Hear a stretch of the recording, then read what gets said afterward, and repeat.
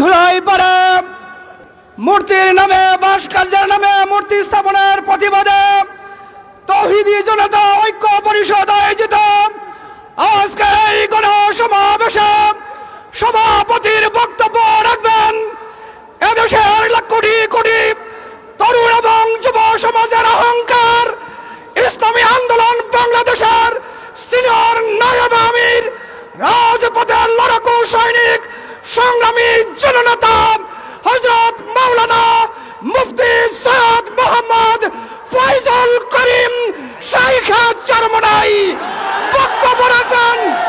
নারায়ে তাকবীর, নারায়ে তাকবীর।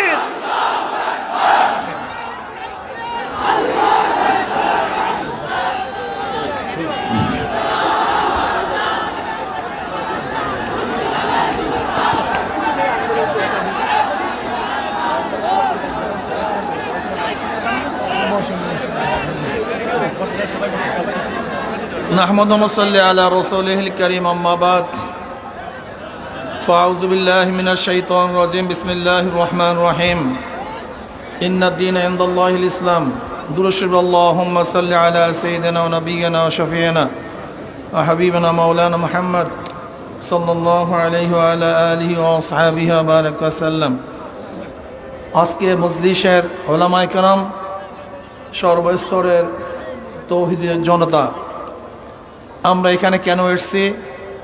ভাস্কর্যের নামে যে মূর্তি স্থাপনের চক্রান্ত চলতেছে আমরা তৌহিদি ঐক্যবদ্ধভাবে সেই চক্রান্তকে রুখে দেব। আমরা সেখানে মূর্তি হতে দেব না। এই ব্যাপারে আমরা সবাই একমত। আমরা কারা কারা একমত দুই হাত তুলে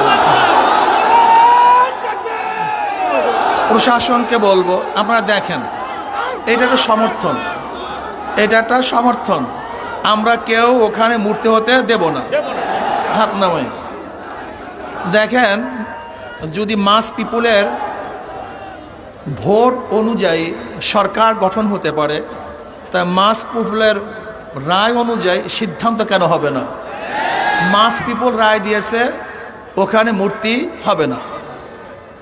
যদিও আমাদের গাজী সাহেব বলেছিলেন রিক্সাওয়ালাদের মাথার ঘাম পায় ফেলা টাকা দিয়ে আমরা অযথা কোনো কাজ করতে চাই না। যে দেশের মানুষ এখনো খোলা আকাশের নিচে ঘুমাচ্ছে, যে দেশের মানুষ এখনো বস্ত্রহীন চলছে, যে দেশের মানুষ এখনো চিকিৎসাবিহীন মারা যাচ্ছে, যে দেশের মানুষ আজকে ডাস্টবিনে কাক কুকুরের সাথে খাদ্যের জন্য লড়াই করছে, সেই দেশের টাকা দিয়ে ওখানে মূর্তি স্থাপন করা হলে বাংলাদেশের মানুষ মানতে পারে না, সহ্য করতে পারি না। এদেশ কার বাবার দেশ নয়, এদেশ কার দাদার দেশ নয়। আমাদের টাকা দিয়ে মূর্তি স্থাপন করতে দেওয়া হবে না। আন্দোলন করবো, সংগ্রাম করবো, জিহাদ করবো, লড়াই করবো। ভাইয়েরা আমার, কথাবার্তা ক্লিয়ার। যদি আপনি মূর্তি স্থাপন করতে চান, মূর্তি স্থাপনের জায়গা আছে, মন্দির, সেখানে মূর্তি স্থাপন করেন, 1000 মূর্তি স্থাপন করেন, কিন্তু বাংলাদেশের 92% মুসলমানদের ভূমিতে কোনো মূর্তি চলবে না, চলতে হবে না। রক্ত দিতে চাই না, যদি দেয়া শুরু করি বন্ধ করব না। রক্ত দিতে চাই না, দেয়া শুরু করলে রক্ত বন্ধ হয় না। মুসলমানের রক্ত কেউ বন্ধ করতে পারে নাই। আমরা সেই খালিদ বিন ওয়ালিদের উত্তরসূরি, আমরা আবু বকরের উত্তরসূরি, আমরা ওমরের উত্তরসূরি, আমরা আলীর উত্তরসূরি, আমরা বদর হাতিয়ার, আমরা খান্দকের হাতিয়ার, আমরা উহুদের হাতিয়ার। আমরা জাগ্রত হলে আবু জাহেলকে গোটা দুনিয়া থেকে বিদায় না দেওয়া পর্যন্ত মাঠ ছাড়ার প্লেয়ার আমরা নই।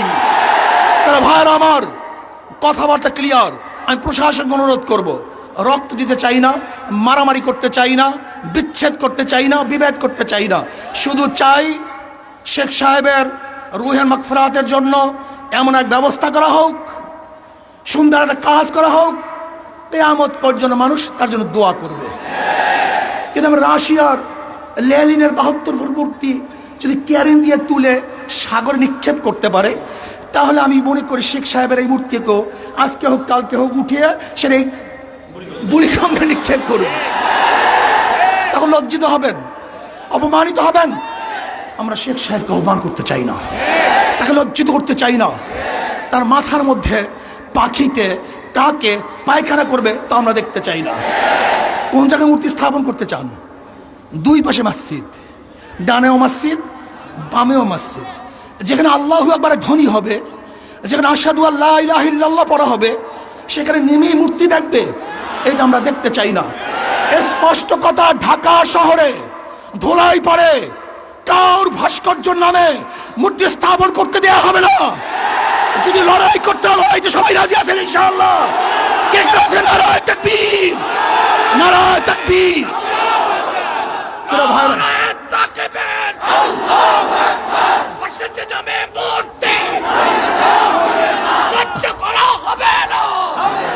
যদি আপনি বন্ধ করেন, কোনো কর্মসূচি থাকবে না। এই পর্যন্ত আমাদের কর্মসূচি। আপনার কাজের উপরে ভবিষ্যৎ কর্মসূচি নির্বাচন করবে, নির্ধারিত হবে। যদি মূর্তি স্থাপন করার চেষ্টা করেন, এমন ঢেউ দেওয়া হবে। এইটা তো মাত্র 1 নম্বর সিগন্যাল। 2 নম্বর বাকি হয়ে গেছে, 10 নম্বর বাকি। মহাবিপর্যয়ের কথা বাকি আছে। এমন টর্নেডো সৃষ্টি হবে, ব্যাংকে তছনছ হয়ে যাবে ইনশাআল্লাহ। টর্নেডো, মহাবিপদ সংকেত, মানুষের ঢেউয়ে মূর্তি সব বুড়িগঙ্গায় পড়ে যাবে, ওখানে মূর্তি থাকতে পারবে না। কাজে আল্লাহ পাক আমাকে এবং আমাদের সবাইকে এই মূর্তি বিরোধী আন্দোলনে অংশগ্রহণ করার তৌফিক দান করুন। ভবিষ্যতে যখন ডাক দেওয়া হবে, সবাই রাজি আছেন ইনশাআল্লাহ? সবাই চলে আসবো। আজকে এখানেই আমাদের কর্মসূচি সমাপ্ত। শান্তিপূর্ণভাবে আমরা কর্মসূচি আসলে আলহামদুলিল্লাহ শেষ করছি। যারা সহযোগিতা করছেন, খাস করে প্রশাসনে আমি বন্ধুদেরকে শ্রদ্ধা নিবেদন করতেছি, ধন্যবাদ জ্ঞাপন করতেছি। আপনারা ভালো কাজে এইভাবে সহযোগিতা করবেন, আমরাও ভালো কাজে আপনাদের পাশে থাকবো। আল্লাহুম্মা আমিন।